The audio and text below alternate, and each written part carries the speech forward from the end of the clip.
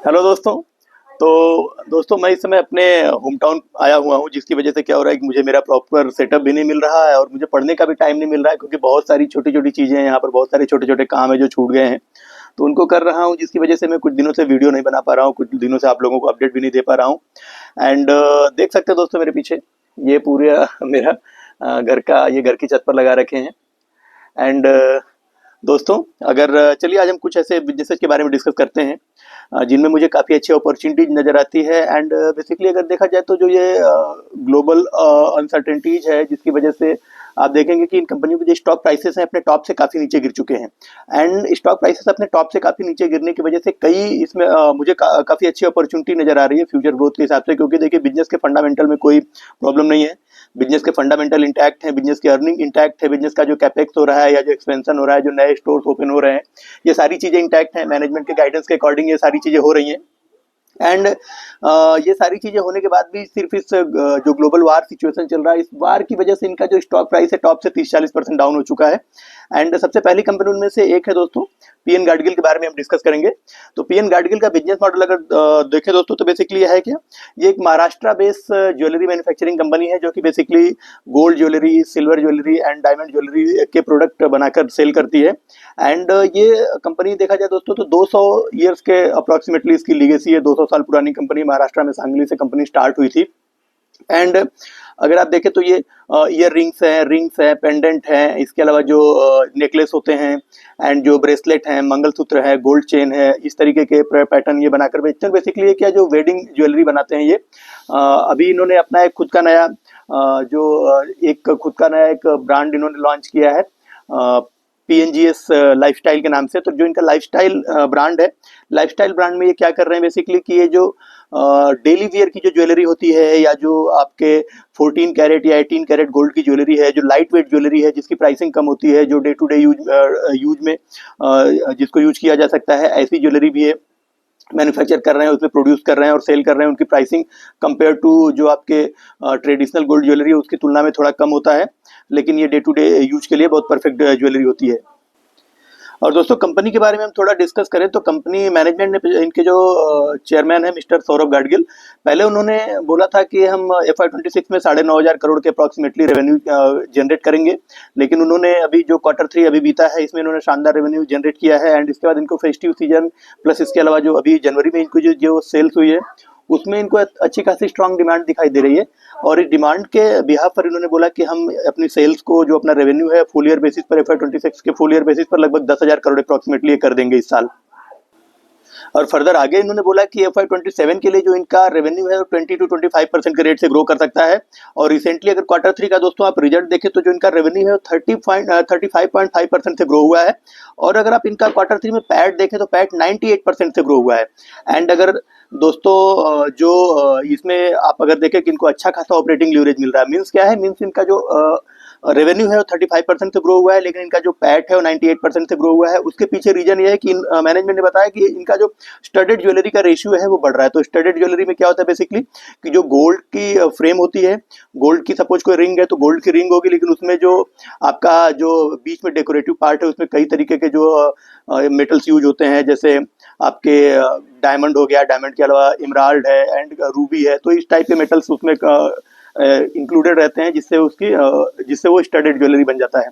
And basically management ये बोल रहा है कि हम अपने स्टडेड का जो हमारा कंट्रीब्यूशन है वो बढ़ रहा है हमारे जो compare to traditional gold jewellery, जिसकी वजह से हमारा जो प्रॉफिट आफ्टर टैक्स है हमारे सेल्स के कंपैरेटिवली काफ़ी तेजी से बढ़ रहा है।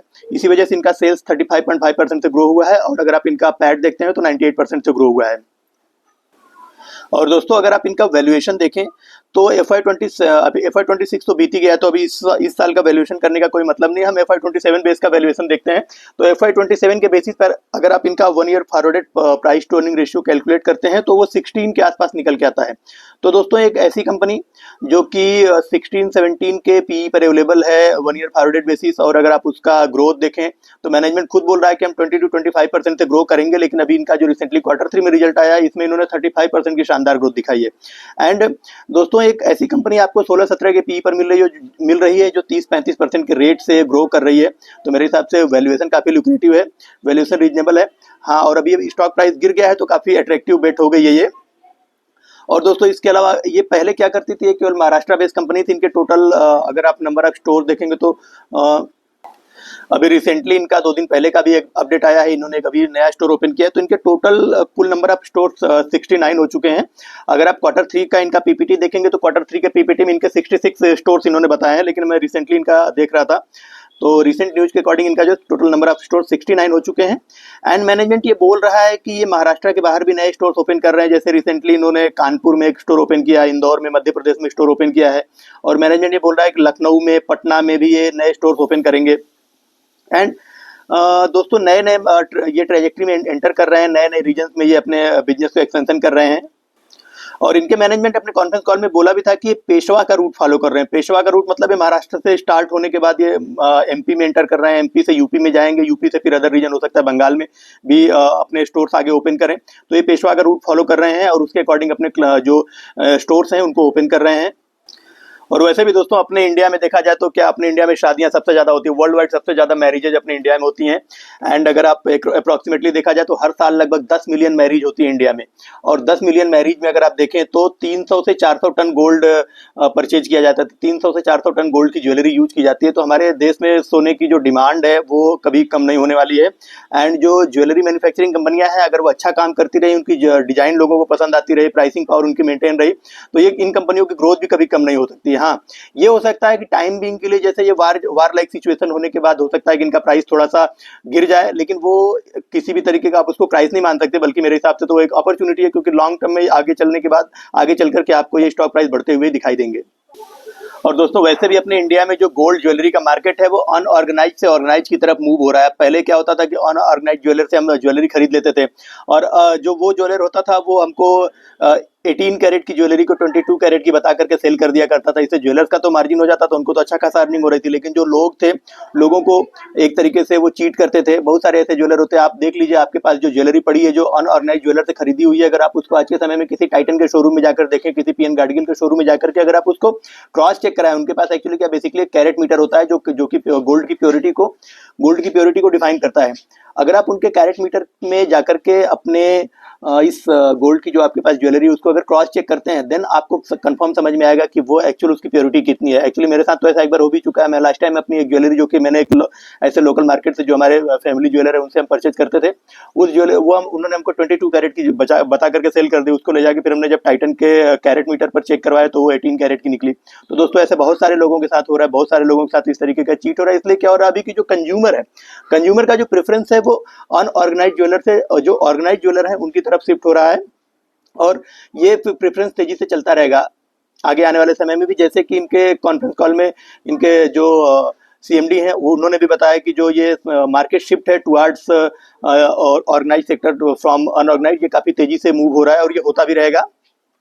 और दोस्तों अगर आप इंडिया में देखें तो जो गोल्ड ज्वेलरी का कंजम्पशन है वो बढ़ता जा रहा है, क्योंकि आपको आजकल के समय में देखिए वुमेन्स वर्किंग है, एंड वर्किंग वुमेन्स के हाथ में जब डिस्पोजेबल इनकम आता है तो सबसे पहले उनके दिमाग में एक ही चीज आती है कि हमको अपने लिए ज्वेलरी बनानी है। और अगर आप पीएन गाडगिल को देखें दोस्तों तो इन्होंने रिसेंटली अब्रॉड भी अपना एक स्टोर ओपन किया है। इन्होंने रिसेंटली कैलिफोर्निया यूएसए में अपना एक स्टोर ओपन किया है। और दोस्तों अगर आप पीएन गाडगिल को देखें तो ये जो ऑफलाइन स्टोर तो इनके हैं, इसके साथ ही साथ ये ऑनलाइन स्टोर पर भी अपने प्रोडक्ट सेल कर रहे हैं। एंड जो ऑनलाइन स्टोर पर जो आपके एजियो है, मिंत्रा है, फ्लिपकार्ट है, इन पर आपको इनके प्रोडक्ट मिल जाएंगे। एंड इसके अलावा जो क्विक कॉमर्स है जैसे कि स्विगी, इंस्टामार्ट है, ब्लिंकिट है, जेप्टो है, यहाँ पर भी आपको इनके प्रोडक्ट मिल जाएंगे। और दोस्तों रिसेंटली जो इन्होंने अपना एक जो नए स्टोर ओपन किया लाइट वेट ज्वेलरी का, लाइफस्टाइल नाम से, अगर उससे आप इनका टोटल रेवेन्यू कंट्रीब्यूशन देखते हैं तो 5 to 6% रेवेन्यू, इनके टोटल रेवेन्यू का 5 to 6% रेवेन्यू कंट्रीब्यूशन इनके लाइफस्टाइल ब्रांड से आता है। एंड मैनेजमेंट अपने कॉन्फ्रेंस कॉल में बोल रहा है कि ये इसको इन फ्यूचर में बढ़ा करके इसको 10 to 12% तक लेके जाएंगे। और अगर आप दोस्तों देखें तो इनका जो स्टोर काउंट का जो ग्रोथ का सीएजीआर है वो लगभग 18% से ग्रो हो रहा है। इनका लास्ट ईयर में अगर आप देखें तो इनके पास टोटल 48 स्टोर्स हुआ करते थे, और Q3 FY26 तक इनके टोटल नंबर ऑफ स्टोर 66 हो चुके हैं। एंड करेंटली अभी अब फरवरी चल रहा है, तो फरवरी तो ऑलमोस्ट खत्म हो चुका, सॉरी, मार्च चल रहा है, तो इन्होंने 3 नए स्टोर और ओपन कर दिए, 69 हो गए टोटल इनके स्टोर। तो अगर आप इसका जो सेल्स ओपनिंग का ग्रोथ रेट देखें तो 18% के सीएजीआर से इनकी सेल्स स्टोर्स ओपन हो रहे हैं। और अगर आप गोल्ड गोल्ड का जो प्राइस है, प्राइस हाइक देखें अप्रॉक्सीमेटली अगर 10% भी हम कैलकुलेट कर लें कि एनुअली 10% प्राइस हाइक होगा गोल्ड का, तो इनके टोटल ग्रोथ अगर आप देखें तो 10% गोल्ड का प्राइस हाइक होगा, प्लस 18% से इनका स्टोर अकाउंट ओपन हो रहा है। तो लगभग 28% का तो इनका जो ग्रोथ हमें यहीं से दिखाई दे रही है कि 28% के रेट से ये मिनिमम ग्रो कर ही सकते हैं। इसके अलावा इनके जो एग्जिस्टिंग स्टोर्स हैं वो भी लगभग 2 से 3 साल में मैच्योर हो जाते हैं, तो जब वो मैच्योर हो जाते हैं तो उनसे इनकी अर्निंग और भी ज़्यादा आती है, और इनके जो पुराने स्टोर्स हैं वो धीरे-धीरे मैच्योर होते जा रहे हैं। तो वहाँ से भी अगर आप 2-3% का ग्रोथ एक्स्ट्रा पकड़ लें मिनिमम भी, तो भी आपका 30-32% के सीएजीआर से ये कंटिन्यूअसली आगे ग्रो कर सकते हैं। और अभी तो इनके लिए एक्सपेंशन के लिए पूरा इंडिया ही बाकी है दोस्तों। अभी तो इन्होंने केवल महाराष्ट्र बेस्ड है बेसिकली, और इन्होंने रिसेंटली एमपी और यूपी में जस्ट एंटर ही किया है। कुछ छोटे-छोटे कुछ इनके छोटे मतलब कुछ गिने-चुने 2-4 स्टोर्स इन्होंने एडिशनल ऐड किए हैं, ओपन किए हैं। तो अभी तो इनके लिए पूरा इंडिया ही एक्सपेंशन के लिए बाकी है, और कल को अगर ये टाइटन जैसा बड़ा ब्रांड बन गया, टाइटन जैसा, तनिष्क जैसा एक बड़ा रिटेल चेन बन गया, तो ये अपने शेयर होल्डर्स के लिए काफ़ी अच्छा पैसा ये बना सकता है। और दोस्तों अगर पिछले 1 साल में अगर आप देखें तो गोल्ड का जो प्राइस है वो 70% सर्ज हो चुका है। 70% सर्ज होने के बाद भी कंज्यूमर का जो सेंटीमेंट है उसमें कोई कमी नजर नहीं आती है। इवन कि सौरभ गाडगिल जी बोलते भी हैं अपने कॉन कॉल में, इन्होंने बोला भी था कि despite being 70% surge in the gold price, जो कंज्यूमर का जो सेंटीमेंट है वो अभी भी रेजिलियंट है, वो अभी भी गोल्ड परचेज किया जा रहा है एज पर देयर बजट। और इसमें जो बहुत बड़ा हेल्प मिल रही है वो जो फेस्टिवल सीजन, प्लस इसके अलावा जीएसटी कट एंड इसके अलावा कई सारी गवर्नमेंट ऐसी स्कीम्स हैं, इनकम टैक्स में लोगों को रिबेट मिला है, तो लोगों के हाथ में जो पैसा बच रहा है, जो डिस्पोजेबल इनकम बच रही है, उससे वो उसको कंज्यूम करने में वो गोल्ड ज्वेलरी जैसे प्रोडक्ट भी परचेज कर रहा है। एंड इसके अलावा अगर आप देखें तो इनके स्टोर्स में जो फुटफॉल है वो 33% से इंक्रीज हुआ है, और 33% फुटफॉल इंक्रीज होने में जो एक्स्ट्रा फुटफॉल इनके स्टोर में आया है उसमें से 90% पर्सन ऐसे हैं जिन्होंने इनके स्टोर से कुछ ना कुछ परचेज किया है। इनका जो इन्वेंट्री टर्नओवर रेशियो है, मतलब क्या कि ये अपने एक टाइप के प्रोडक्ट ये अपने स्टोर में कितने बार एक ईयर में सेल करते हैं, वो तो वो 3.2 टाइम्स है। तो जो इनका इन्वेंट्री टर्नओवर रेशियो है वो भी काफ़ी हेल्दी है, 3.2 टाइम्स काफ़ी हेल्दी रेशियो माना जाता है गोल्ड ज्वेलरी के सेगमेंट में। एंड इसके अलावा इनका जो इनके पास जितनी इन्वेंट्री पड़ी गोल्ड की वो सारी की सारी हेज है। मीन्स अगर गोल्ड का प्राइस कल को गिर भी जाए या कल को और ज़्यादा बहुत तेज़ी से सर्ज भी हो जाए तो इनके मार्जिन के ऊपर कोई इम्पैक्ट नहीं, क्योंकि 100% गोल्ड ज्वेलरी इनके पास जितना गोल्ड पड़ा 100% गोल्ड इनका हेज्ड है। इनके पास जो सिल्वर ज्वेलरी है, सिल्वर में कुछ पार्ट इनका है जो अनहेज्ड है, तो वहाँ पे थोड़ा बहुत रिस्क हो सकता है, लेकिन गोल्ड वाले पॉइंट पर अगर आप देखेंगे तो इनको किसी भी तरीके का कोई प्राइस रिस्क नहीं है। और इनका जो स्टडेड ज्वेलरी का रेशियो है वो ईयर ऑन ईयर बेसिस पर देखेंगे तो 52% से अप हुआ है, और अगर अभी आप इनका टोटल स्टडेड ज्वेलरी रेशियो देखें तो 8.4% है इनका स्टड रेशियो। एंड रिसेंटली इन्होंने ये भी बोला है कि ये अपने नए स्टोर्स ओपन करेंगे यूपी के कुछ सिटीज में, जैसे वाराणसी है, गोरखपुर है, वहाँ पर ये कुछ नए स्टोर्स ओपन करेंगे। और इन्होंने ये भी बोला कि 8 से 10 नए स्टोर्स ये यूपी में ओपन करेंगे। एंड इसके अलावा मैनेजमेंट ने ये भी बोला कि हम अपना क्यूआईपी के लिए प्लानिंग कर रहे हैं। वो भी जरूरी दोस्तों, क्योंकि इनके पास देखेंगे तो मोर देन 80% स्टॉक की होल्डिंग है इनके पास। तो इनकी अपने गवर्नमेंट का ये नियम, ये सेबी का नियम है कि आपको अपनी कंपनी को लिस्टिंग करा रहे हैं एनएससी बीएससी के ऊपर, तो 3 साल के अंदर आपको जो आपकी जो होल्डिंग है वो 75% आपको लेके आनी पड़ेगी, उसको घटाना पड़ेगा। तो अभी अगर आप इनके स्टेक होल्डिंग देखेंगे तो मोर देन 80% है, तो उसको इनको घटाना पड़ेगा। तो अगले कुछ समय में ही ये अपने क्यूआईपी प्लान कर रहे हैं, जिसका डेट अभी इन्होंने अनाउंस नहीं किया है, लेकिन ये जल्दी करेंगे। और दोस्तों अगर आप इनका 1 ईयर फॉरवर्डेड बेसिस पर price to earning growth ratio देखें तो 0.5 से 0.6 के बीच में निकल करके आता है। और अगर 1 ईयर फॉरवर्डेड बेसिस पर अगर आप इनका पीई रेशियो निकाल करके देखें तो प्राइस टू अर्निंग रेशियो लगभग वो 16-17 निकल करके आता है। और तो एक ऐसी कंपनी जो कि 30-35% के रेट से ग्रो कर रही है, 0.5 के पीजी रेशियो पर मिल रही है, 16-17 के पीई रेशियो पर मिल रही है, तो मेरे हिसाब से वैल्यूएशन काफी लुक्रेटिव है। बाकी इन्वेस्टमेंट का डिसीजन आपका अपना होगा। और दोस्तों अब चलिए दूसरी कंपनी के बारे में बात करते हैं। तो दोस्तों दूसरी कंपनी है आदित्य विजन लिमिटेड, जो कि बेसिकली एक इलेक्ट्रॉनिक रिटेल चेन है। एंड इनके स्टोर्स पर आपको TV, fridge, AC, washing machine, cooler, sound bars, mobile phones, laptops, tablets, ये सारे इलेक्ट्रॉनिक सामान आपको इनके स्टोर्स पर मिल जाएंगे। एंड बेसिकली इनका बिजनेस मॉडल यही है, ये करते क्या है कि जो ओईएम्स होते हैं, जो बड़े बड़े ब्रांड्स है, चाहे वो सैमसंग हो, कैरियर हो, हिताची हो, वोल्टास हो, एलजी हो, वर्लपूल हो, या लिनोवो हो, या फिर आपके डेल हो, एचपी हो, या आपके शाओमी हो, एमआई हो, तो इन सारे ब्रांड के साथ इनका टाई अप है। इन सारे ये इंडिया में मतलब जो मोर देन 100 जो सबसे बड़े ब्रांड्स हैं, सबसे बड़े इलेक्ट्रॉनिक ब्रांड्स हैं, तो 100 से ज़्यादा ब्रांड्स के साथ इनका टाई अप है। ये क्या करते हैं, उनसे बल्क में माल उठाते हैं, और जब बल्क में माल उठाते हैं तो क्या होता है कि वो इनको सस्ते में प्रोडक्ट इनको सप्लाई करते हैं, क्योंकि उनको भी तो एक साथ कोई ऐसा रिटेलर मिल रहा है जो एक साथ 10,000 20,000 पीस उठा रहा है। क्योंकि अगर आप देखें तो इंडिया में इनके लगभग 200 स्टोर्स हैं, और 200 स्टोर्स पर ये सप्लाई करते हैं, तो इनको एक बार में एटलीस्ट 10,000 20,000 पीस ये इलेक्ट्रॉनिक डिवाइस सीधा उठाते हैं ओईएम से, और ओईएम से उठाते हैं तो इनको सस्ते में मिल जाता है इतना ज़्यादा बल्क में लेने से। और जब इनको सस्ते में प्रोडक्ट मिलता है तो ये क्या करते हैं कि उस जो इनको मार्जिन मिलता है, अपना मार्जिन रखने के बाद ये सारा का सारा जो प्राइस है वो पास ऑन कर देते हैं कस्टमर को। मतलब क्या होता है कि इंडिया में ये सबसे सस्ते में इलेक्ट्रॉनिक प्रोडक्ट सेल करने वाली रिटेल चेन है। एंड जब ये सस्ते में प्रोडक्ट भी सेल कर रहे हैं, इसके बाद इनका देखेंगे तो खुद की आफ्टर सेल सर्विसेज है इनका आदित्य सेवा के नाम से। एंड इसके अलावा ये एक्सटेंडेड वारंटी भी अच्छी खासी प्रोवाइड करते हैं, जो कि इनका कुछ आदित्य वारंटी, आदित्य ऐसा नाम से कुछ है इनका, तो एक्सटेंडेड वारंटी भी देते हैं, आफ्टर सेल सर्विस भी ये प्रोवाइड करते हैं, शानदार आफ्टर सेल सर्विस का रिकॉर्ड भी है इनका। एंड इसके अलावा ये प्राइसिंग भी सबसे कम रखते हैं मार्केट में। तो एक बार जो भी कंज्यूमर इनके पास आता है, जो कस्टमर एक बार इनके पास से प्रोडक्ट लेके जाता है, वो क्या करता है कि दूसरी बार जब उसको किसी इलेक्ट्रॉनिक प्रोडक्ट की जरूरत पड़ती है तो ऑनलाइन भी नहीं लेता है, वो इनके पास ही आता है। क्यों? क्योंकि ऑफलाइन में जो प्रोडक्ट परचेज करने का जो फील है वो दोस्तों अलग ही आता है। आप किसी प्रोडक्ट को, आपको एक फ्रिज खरीदना हो तो आप ऑनलाइन फ्रिज खरीदने की बजाय ऑफलाइन जाते हैं, स्टोर के ऊपर जाते हैं, वहां देखते हैं, टच करते हैं, फील करते हैं, उसके अंदर के फीचर्स देखते हैं, फिर इसके बाद अपनी रिक्वायरमेंट के अकॉर्डिंग आप फ्रिज चूज करते हैं और घर पर लेके आते हैं। तो ये फील आदित्य विजन अपने स्टोर में देता है। एंड इसके अलावा प्राइसिंग में ऑनलाइन को टक्कर देता है, आपको इनसे सस्ता प्राइसिंग कोई देगा नहीं। तो क्यों? क्योंकि ये बल्क में माल उठाते हैं ओईएम से, तो इनको सस्ता मिल जाता है। तो ये इतने सस्ते प्रोडक्ट भी देते हैं, प्लस आपको सर्विस भी, आफ्टर सेल सर्विस भी अच्छा प्रोवाइड कर रहे हैं, प्लस आपको जो शॉपिंग का एक्सपीरियंस है वो भी बेटर दे रहे हैं आफ्टर। एंड इसके बाद आपको वारंटी एक्सटेंडेड भी दे रहे हैं, जिसकी वजह से देखेंगे कि इनके पास जो कस्टमर रिपीटेड है वो 80% से ज़्यादा कस्टमर इनके पास रिपीटेड आते हैं। यानी एक बार लेके जाता है तो दूसरी बार फिर वो लेके आते हैं, और अपने पड़ोसियों को भी लेके आते हैं, अपने दोस्तों को भी बता के आते हैं कि वहाँ से परचेज प्रोडक्ट करो, आपको अच्छा प्राइसिंग मिलेगा। और दोस्तों कंपनी के बारे में आपसे डिस्कस करूं तो company Bihar based retail chain है, जिसके कि अभी इंडिया में जो है 192 स्टोर्स है, और मैनेजमेंट ये बोल भी रहा है कि by the end of Q4 FY26 ये नंबर ऑफ स्टोर्स इनके बढ़कर के 200 प्लस हो जाएंगे, 200 से ज़्यादा स्टोर्स हो जाएंगे इनके।